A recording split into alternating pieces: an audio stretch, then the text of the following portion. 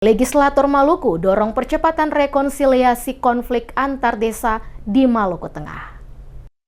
Anggota DPRD Provinsi Maluku dari fraksi Partai Demokrasi Indonesia Perjuangan, Al-Hidayat Wajo, mendorong percepatan proses rekonsiliasi atas konflik yang terjadi antara sejumlah desa di Kabupaten Maluku Tengah. Desa-desa yang terlibat dalam konflik tersebut antara lain Sawai, Masihulan, Rumah Olat, dan Olong.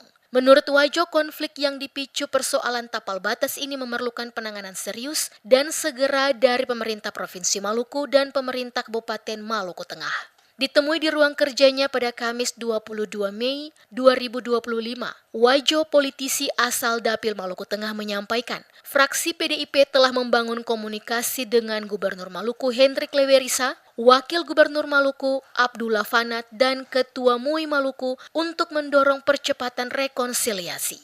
Ia menyebutkan pemerintah Provinsi Maluku dalam waktu dekat akan menggelar proses rekonsiliasi langsung di keempat desa tersebut. Selain itu, pemerintah juga berencana membangun sekitar 70 unit rumah bagi warga terdampak konflik.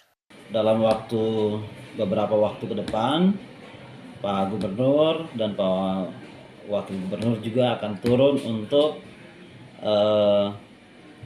melakukan rekonsiliasi sekaligus membuat keputusan. Kalau tadi keputusannya sudah disampaikan, yaitu membangun rumah warga Masihulan sebanyak kurang lebih 70 rumah. Nah, harapannya dengan membangun rumah ini tidak ada lagi masalah-masalah yang muncul di kemudian hari. Ada rekonsiliasi yang dilakukan, kemudian langkah-langkah yang sudah dilakukan oleh pihak keamanan juga sudah sangat baik. Nah, mudah-mudahan ke depan harapannya Maluku bisa aman, damai.